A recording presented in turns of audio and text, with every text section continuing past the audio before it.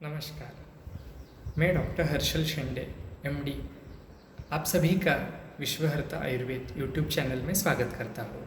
Last video में हमने obesity के मैनेजमेंट के बारे में चर्चा की थी।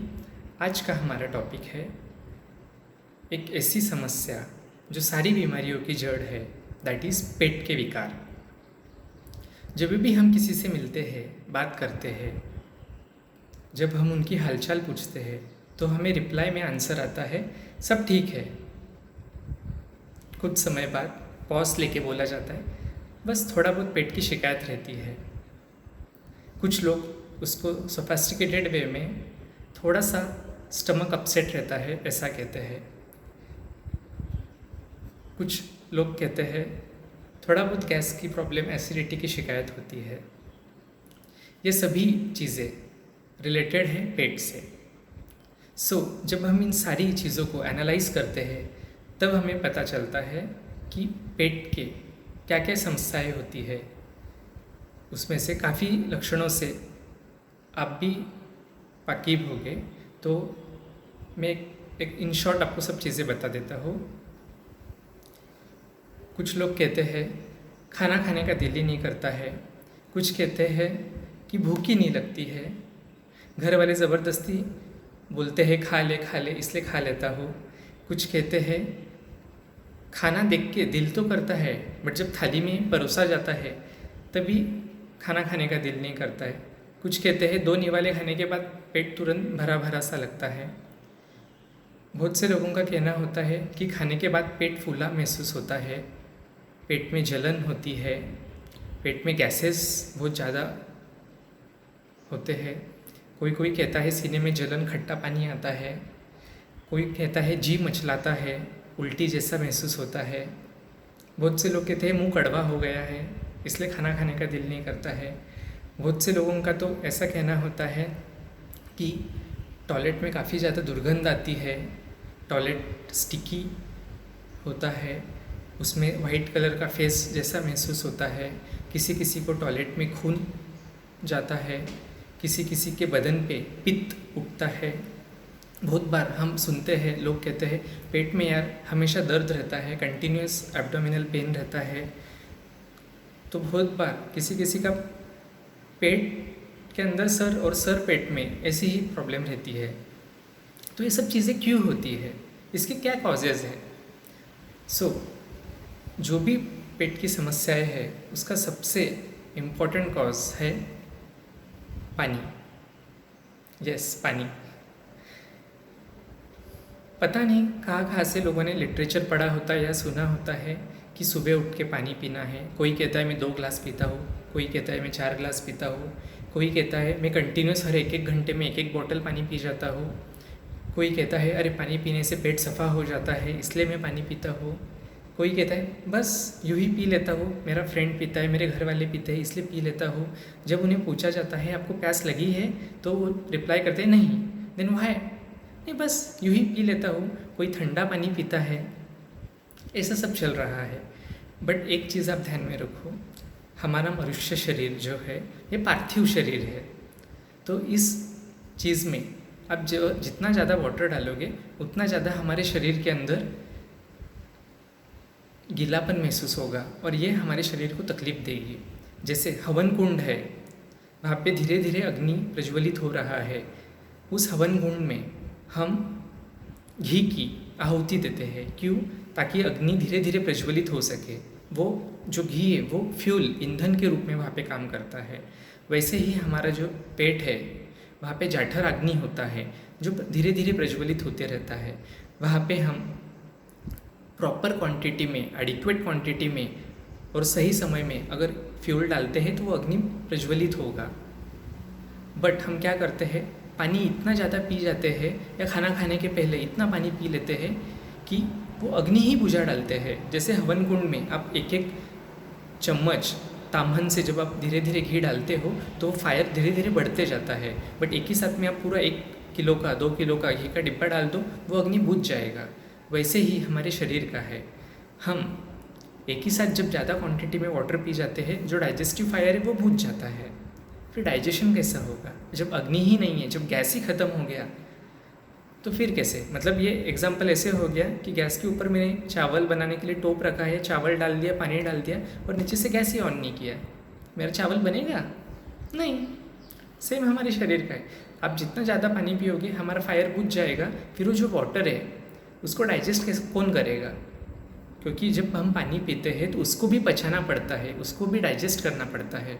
जब फायर ही नहीं है तो फिर उसका डाइजेशन कौन करेगा? फिर वही वाटर शरीर में रहता है, फिर आम स्वरूप में वो हमारे जितने भी माइन्यूट पोर्स से स्रोत से उनमें जाके बैठ जाता है और ऑब्स्ट्रक्शन क्रिएट करता है, और वही शुरुआत है सारी बीमारी की, समस्याएं की। इसलिए पानी ये बहुत इम्पॉर्टेंट रीज़न है आपको पेट की तकलीफ देने में। सेकेंड चीज़ जो है खाना, हम कभी भी खाना टाइम पे नहीं खाते हैं। 10 मिनट।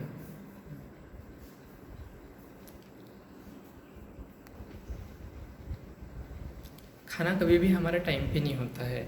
बहुत बार हमारे बिज़ी वर्क शेड्यूल के वजह से अप एंड डाउन होता है, या काम करते वक्त हम खाना खा लेते हैं, या बहुत बार सुबह का खाना शाम को होता है और रात का खाना बहुत बार हम मिडनाइट में रात को 2-3 बजे खाते हैं।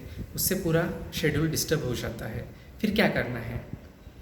जब हम stele food, fermented food items खाते हैं, डेफिनेटली उसका असर हमारे पेट पे होता है। अभी बहुत बार ऐसा पाया जाता है कि हम खाना खाते वक्त टीवी देखते हैं, गप्पे लड़ाते हैं, किसी को चिल्लाते हैं, या कोई ऐसा टीवी में सीन देखते हैं जिसके कारण हमारा जो सिक्रीशंस है, जो हमारा स्टमक है, उसके सिस्टम में पूरा प्रॉब्लम हो जाता है। इसलिए वो प्रॉपरली आपका खाना डाइजेस्ट नहीं कर पाता है और उसी से अपचित आहार रस तैयार हो जाता है और सारी तकलीफ़ें चालू हो जाती है। Third reason, non veg. मेरा नॉनवेज से कोई दुश्मनी नहीं है, बट नॉनवेज ये क्यों पेट का सबसे बड़ा प्रॉब्लम क्रिएट करने में मदद करता है या सहायभूत करता है? तो नॉनवेज जब भी हम बनाते हैं उस वक्त हम उसमें सबसे ज़्यादा मसालों का वापर करते हैं, उसे काफ़ी ज़्यादा तीखा बनाते हैं। जब भी हम उसमें एक्स्ट्रा मसालेज वगैरह डालते हैं, उसे एकदम तीखा बनाते हैं, साथ ही साथ कुछ लोग नॉनवेज के साथ दारू भी पीते हैं। उसके कारण हमारे शरीर में एक्सेस पित्त बढ़ना चालू हो जाता है। पित्त बढ़ता है, उसके कारण हमारे पेट में इरिटेशन होता है।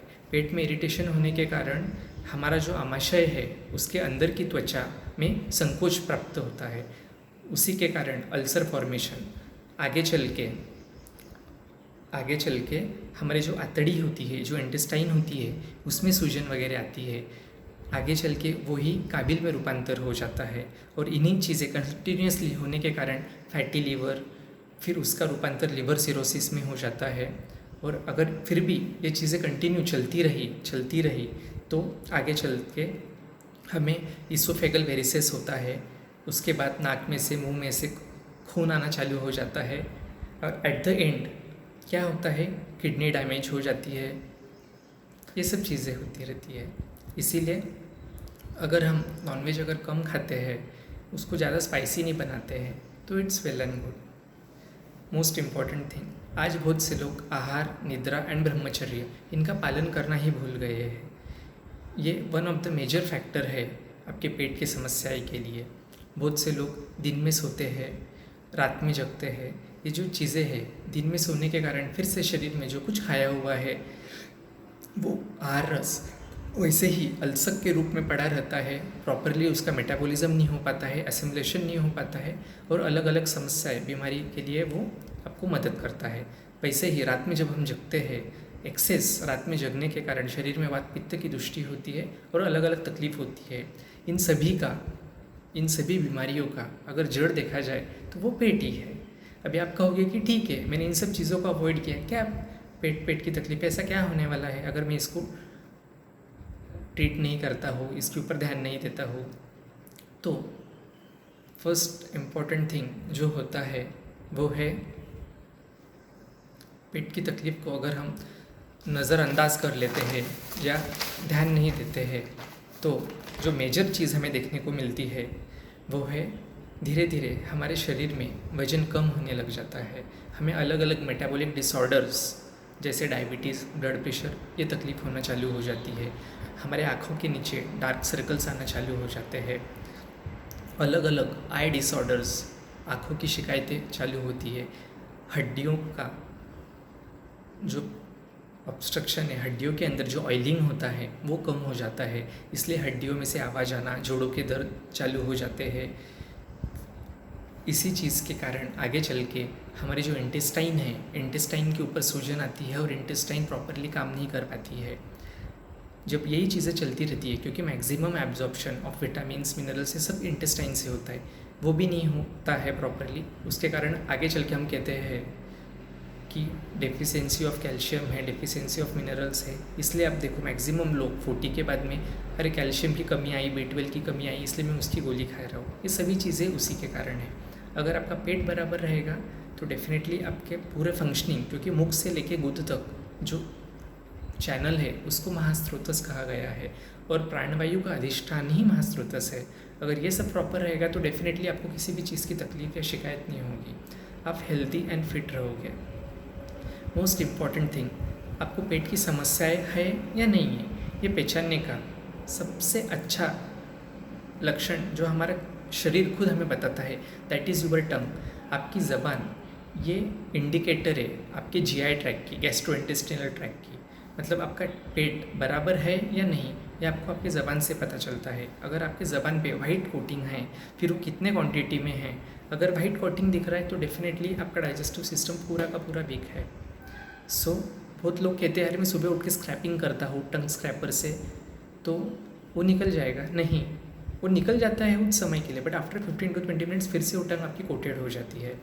सो आपको क्या करना है, अगर आपकी ज़बान आपको वाइट कलर की दिख रही है, वाइट कोटिंग दिख रहा है, तो it's an indicator that your digestive system is weak and you should take care of your health right now.